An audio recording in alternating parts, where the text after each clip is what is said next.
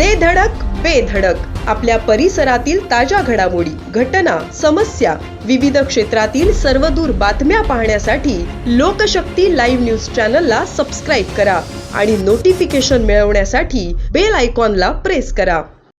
रायगड जिल्हा परिषद अध्यक्ष व उपाध्यक्ष पदाच्या निवडणुकीस अवघे 3 दिवस उरले असताना जिल्ह्यातील राजकीय घडामोडींना वेग आला आहे.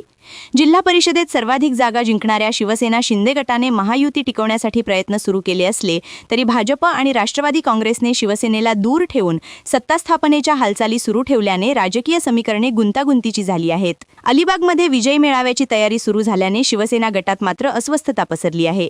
रायगड जिल्हा परिषदेची निवडणूक 7 फेब्रुवारी रोजी पार पडली होती.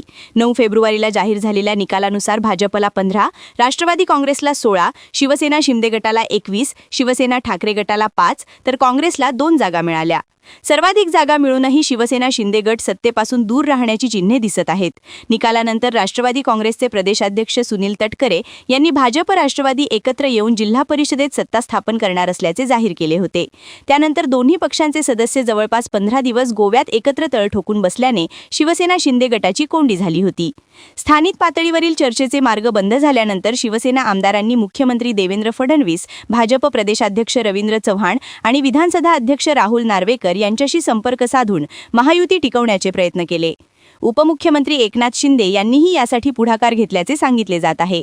दरम्यान जिल्हा परिषद अध्यक्ष उपाध्यक्ष पदाची निवडणूक 12 मार्च रोजी होणार आहे.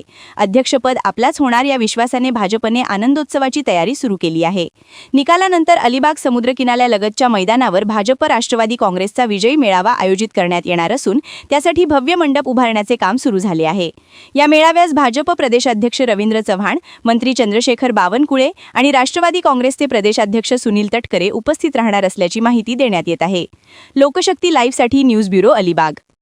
अशाच सच्चाई दर्शवणाऱ्या बातम्या पाहण्यासाठी लोकशक्ती लाईव्ह न्यूज चॅनलला लाईक करा, शेअर करा आणि सबस्क्राईब करा.